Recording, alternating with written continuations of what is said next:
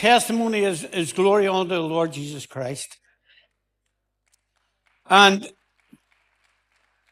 I want to start by thanking everyone who, in my time within the church on the leadership and working with the youth clubs, was with me and gave up our time freely to help children in this area.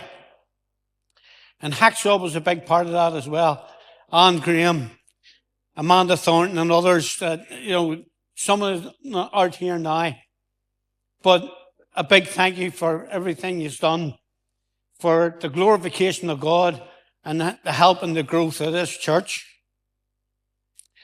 Looking back on my walk with God, I can see at times when there was only one set of footprints. I can see where God had intervened in my life for me. And I can see where he had planned things in my life. As a young lad, 14, 15, I was confirmed in the Eglinton Presbyterian Church. So I'm a Presbyterian. I've been saved and transferred in the evangelical church, which is it's great to be here, honestly. But in my early days, the trouble started.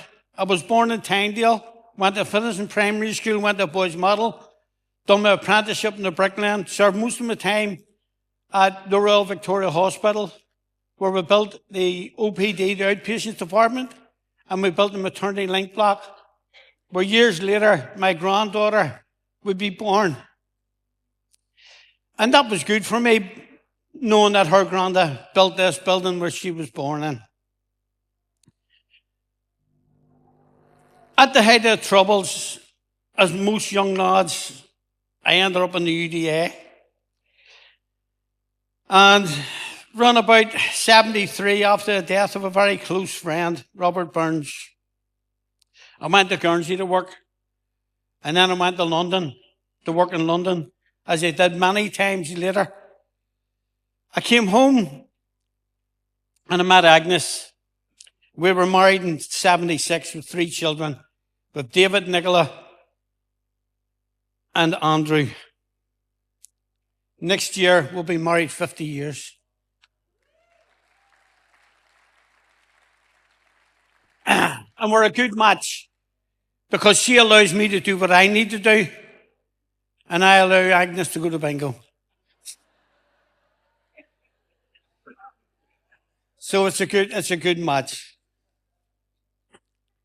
So in my early days, like I say, I got dragged into the DA and whatnot. And I was a bit of an idiot. And this is being polite. I was a bit of an idiot on drink. And I got into more fights and scrapes and arguments than enough. And then came one old year's night. We were to go out. I come home. I was drunk. I went to bed. I woke up about 2 o'clock in the morning. And I knew my life had to change. How Agnes had stuck me all this time, I don't know. But I knew my life had to change. That night I got on my knees and I asked Christ into my life.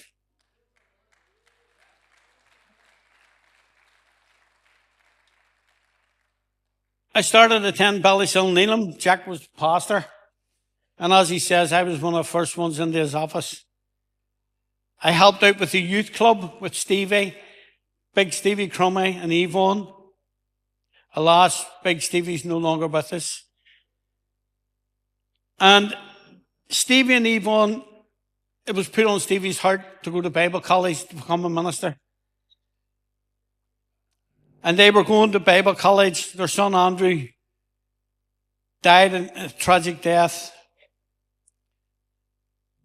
But so strong was the will of God in Stevie that him and Yvonne went to Bible college.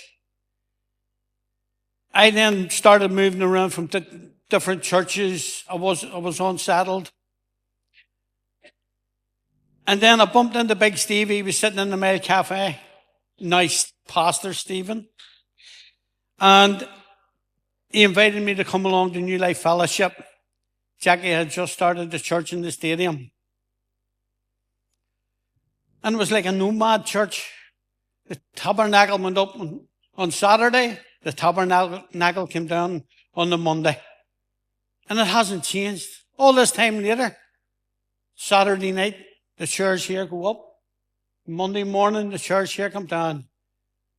And we moved from building to building till we finally come here in 2009. But it was in the stadium that I bumped into a man.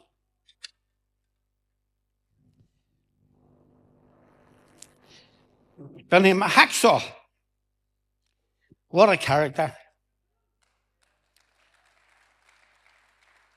With a passion to help the local kids. And him and I ran the youth club. We done all-nighters. We had Scrabble all night. I seen us coming out of the stadium at 7 o'clock in the morning, going home, getting wives changed, and out with New Life Young Men football team. What a football team. What a football team. We had 3 or 4 real hard men. Bozo, Barzo, Dematine. Love Dematine. Love that man. And as hard as Hacksaw would say, well, some chocolate men as well. So I had. But like I say, we moved from the stadium to Top House to Townsend Street, back to Top House, and then eventually here. I was on the leadership team. And in Townsend Street, I stepped off the leadership team. And I was wondering what God had in life for me, what God had in store for me, what God's plan was for me. Because I'd seen where God had intervened in different stages. When I was in Ballysillineen, I was still in the UDA. I was in the Jolly Roger. I had to go to my commander. And my commander at the time wasn't a very nice fella. I had offers from 3 different people who knew him to stand on my behalf. And I told each of them, no. This is between me, him, and God. And the opportunity came one night. And I seen him coming across the floor in front of me, and I walked up to him. I said, Davey, I need to speak to you. I need to tell you something. I can't do this no more. I'm a born-again Christian. I can't be part of this life. Now, if any of you know Davey, anything could have happened. God intervened. Davey took my hand. He says, what you're doing is a brave and courageous thing. He said, but remember one thing. You backslide. This is the devil you backslide to. I didn't need any more encouragement. Trust me. I didn't need it. So that was the time God intervened. Another time, 2003, 2004, Reverend Spackman came over from Alabama. He was doing a week's mission. And on the first night, God told me, you have to do something for this man. You have to help this man. And I had an orphanage in Alabama. All my kids was grown. What can I do for what can I do for babies? I didn't have baby clothes. I didn't have this. The last night, I looked at this leaflet, and it says, we have the bricks, I need a bricklayer. Within 24 hours, when God's in the plan, He's in the plan. Within 24 hours, I had paid leave from the job I was in. My brother and his business partner paid my flights. The church had raised money for us. John Warden came to me. He says, Billy, I'm coming with you. I've no money, but I'm coming with you. Within days, there was an envelope in Kathleen's office paying his flights. You see, when God's in the plan, we went and we built, it was a children's play area, and we built this play area. And with time left over, and we built a boundary wall around the car park. And with no time left to ourselves, everything was work, work, work. We were leaving. And the Reverend Speckman was talking to John. What are you talking about? We'll be back. Say, God put it in my heart to come here this time. He hasn't said nothing to me about coming next year. He says, no, he told me to tell you.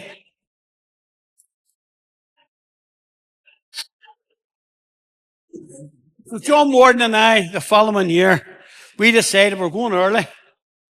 We're going a week early. We're going to go down to Florida. We're going to do this, we're going to do that, we're going to do a bit of sightseeing. When God has a plan, we arrived a week early. There was men coming from all over America to build this church. We arrived a week early. There was nothing there. John, you know, mate, no foundation. Foundation has to be built on solid ground. There was no foundation, no nothing. So when I said that the Pete's son-in-law, what he says, we thought that's why you come early. So there was John and I, the little skills we had. We marked out the foundation, we dug the foundation, we concreted. Now this building was the shape of a 50-pence piece. There was no straight corners in it. We concreted the floor, put the steel mesh down, concreted the floor. And this was all experience that God had given me years ago. I worked in Germany and I was taught how to do steel fixing in Germany. And this was stuff he brought me and showed me in America. So we'd done that. The men came the following Monday. We were ready to start building the church, but with a problem. The corners, the angle of the corners, every brick had to be cut, but none to cut it with. Until this pickup came up, driving up the driveway. You know what these Americans like, these big long driveways? Came up the driveway, you could see it a mile down the road. And I had this big saw on the back of it. And this strapping man came out, and he was a strapping man from Texas. Drove all the way from Texas with this saw. He says, God sent me to cut brick for you for a week. You know what I mean? So we did all that, and that was 2003, 2004. And life was good. My daughter Nicola went to university. So proud. And then 2007, she was pregnant with her first grandchild. And in February 2008, we lost that grandchild. And she phoned me to tell me Abby wasn't well and could me and her mum get over.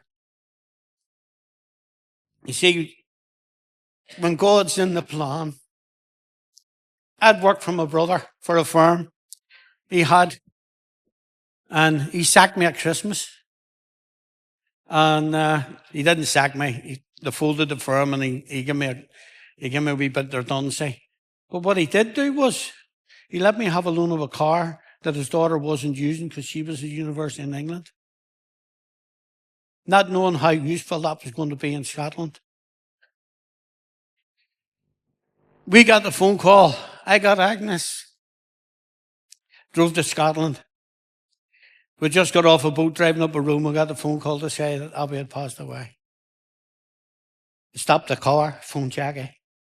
Jackie told me to take time out.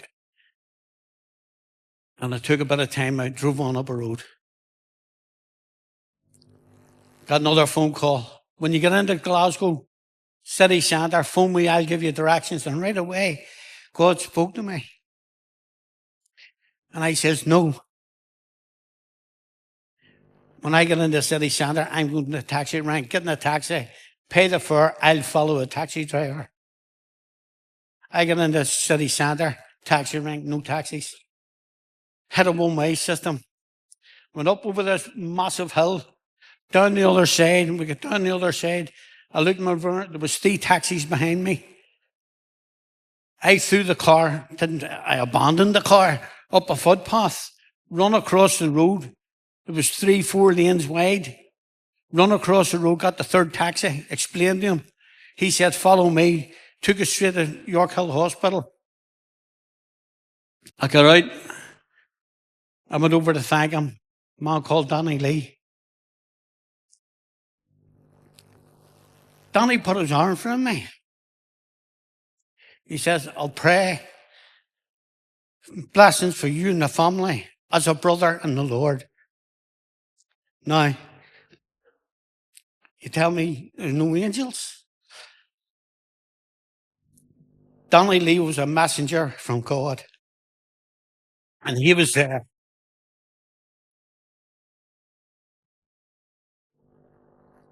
It wasn't long after Abby's funeral, Nicola had come home and we found out that she was going to have another baby. And that was a blessing. We were blessed with Ellie Mary.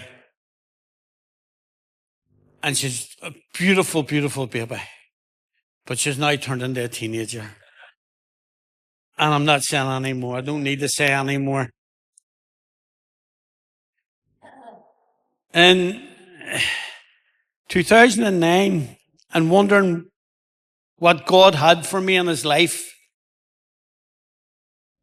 we'd been to America and done work in America. Jackie got this place. And we were able to use our skills again and help a church build. We built the Hobby Horse Play Group. We built the toilets for the children. We built the reception. We done the whole lot on a shoestring. We got a quote for the reception, around about £8,000. We didn't have £8,000 for the whole building, but we got it done. Christ, God got it done. And we built all that on a shoestring, and now we've come so far. And God had that, and that was part of God's plan for me then, using the skills that I had. The Zion Tabernacle came, and they were in trouble. They'd got a builder in. The builder let them down, and could I go and help just finish it off? And I thought, a couple of doors, we put kitchen or something like that. We opened the main door of the building, and there was nothing but a mud floor. There was nothing at all. He had conned them big time. But when God's in the plan, a lad, Warren, worked with me, and I'd worked with him before. I bumped into him at Alexander's. I got him on board. He knew friends. I knew different people. And we got that church completed. And the glory of God was in that church. And the people of that church were blessed. I was blessed because I was able to help him. And that's what God had in his life for me. 2012, I got the offer of a job in Liverpool. I hate saying that word, but... And I love the people in Liverpool. And I hope you're watching, love, because you were on wanting to watch, and any of my friends there. And it was in Abbeylon's care home, Anfield Road. Could have been anywhere. Could have been anywhere else in Liverpool, but no, it had to be Anfield Road. And the staff were fantastic. And my staff at the time, the domestics and whatnot, best girls out. Have to say that. I hope some of you are listening. And I hope to see you sometime, get a reunion. And it was during that time, my young lad, Andrew, had a bad accident in the mid 2005, 2006.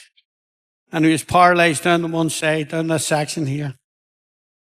And the depression had set in, and he started drinking. He was an alcoholic. And he had asked about going to Liverpool. And I thought about it. In Liverpool, every corner shop has their own beer section, their own alcohol section. The house I lived in was a lovely house, but the two lads, my cousin's two lads, had their own personal problems. And I don't think Andrew needed that. But we had talked and talked about it. I come home at Christmas, we talked about, and we were talking about getting a wee place of our own even. When I come home for the anniversary, shortly after that, Andrew had called me. I went in and he was bleeding. We got him to hospital, and they done everything they could.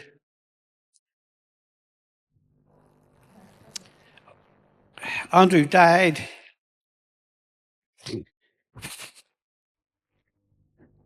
on the 31st of March, 2013.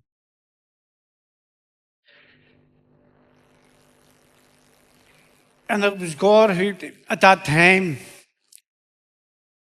with a broken heart,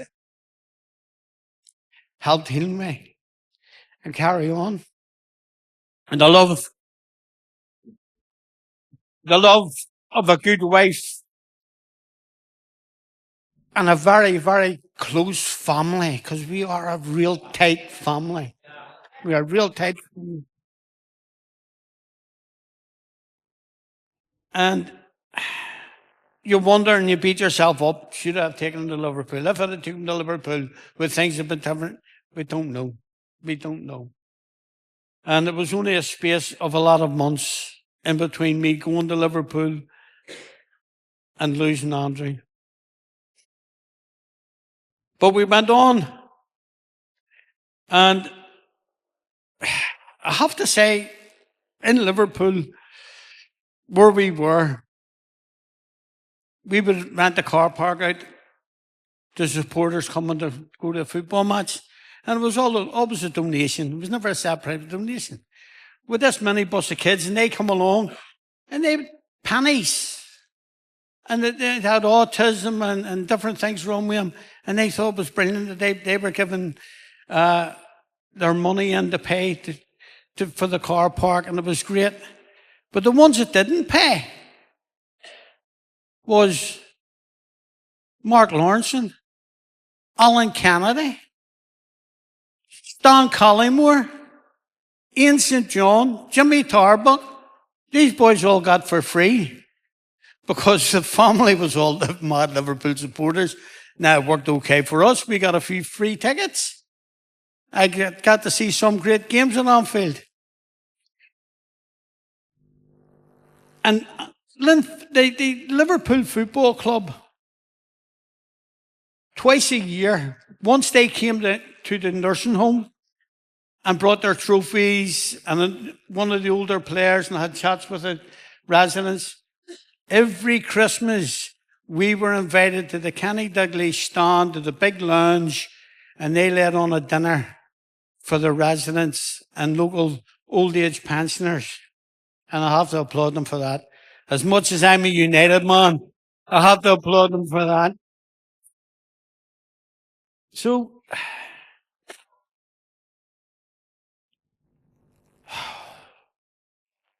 2016, again we had a tragedy. We lost my nephew. And I have to say, he was brutally slain by his own people.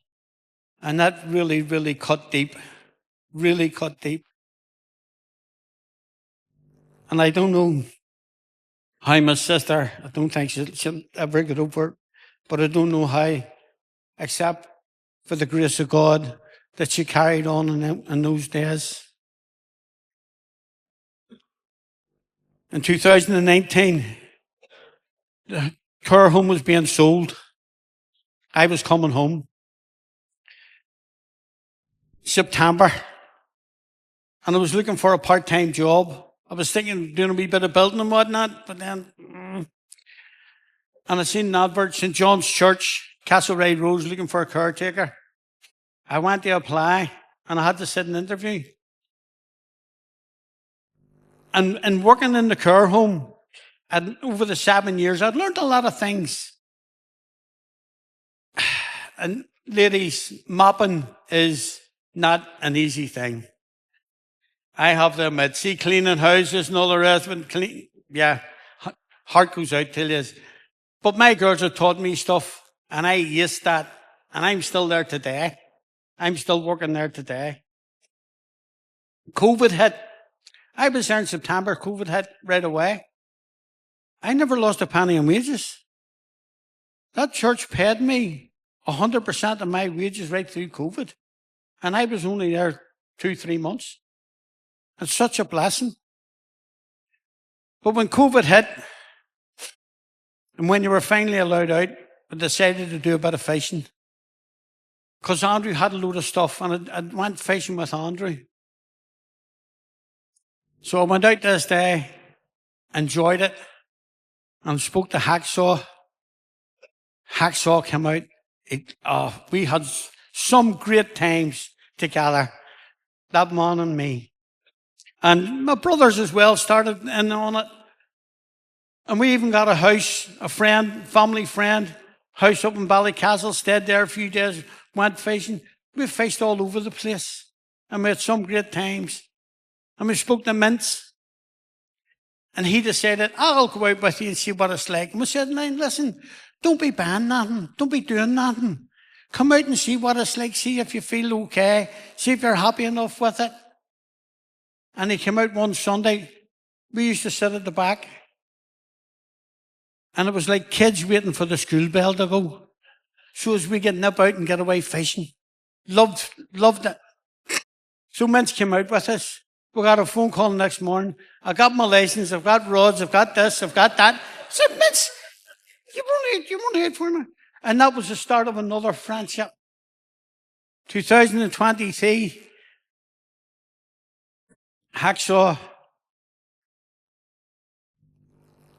he was in hospital for a long time.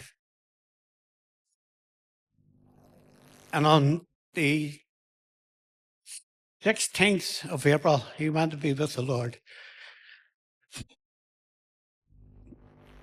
That hurt. That hurt. But to make matters worse, within 6 months, Mints joined him. Now I know they're in heaven, and they're sitting by a big lake, giving it that. Tight lines, lads. And I hope to be with you someday soon. Not yet, but someday soon. So Hacksaw, don't be pulling no favours. I'm okay at the minute. I'm okay at the minute.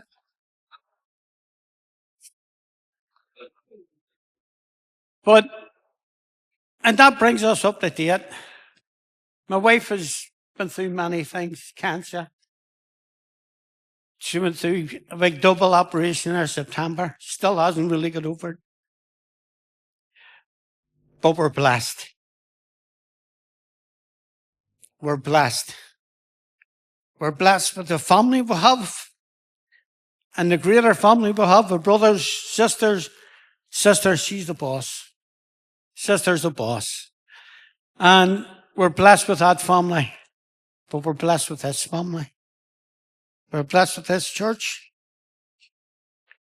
Because in the times of strife and trouble, when we went through it, this church went through it with us.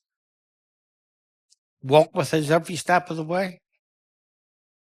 Every step of the way. Pastor Jack's family. Anne Graham, a great friend. Margaret McCurley. What can you say about Margaret McCurley? Margaret McCurley was our mother in this church, the main Hacksaw. Read for us every week. Every week. Love that woman. So that's me coming up to date. Since Hacksaw and Mints have left me down here on my own. Barzo has been kind and took me out fishing. Hacksaw's son's here, Joe. What a privilege it is to have him here. And his dad would be so proud that Joe's now walking with the Lord. So proud. I just want to thank you for listening to my story. And I pray God's blessing upon each and every one who is here today. In Jesus' name. Thank you so much. Thank you.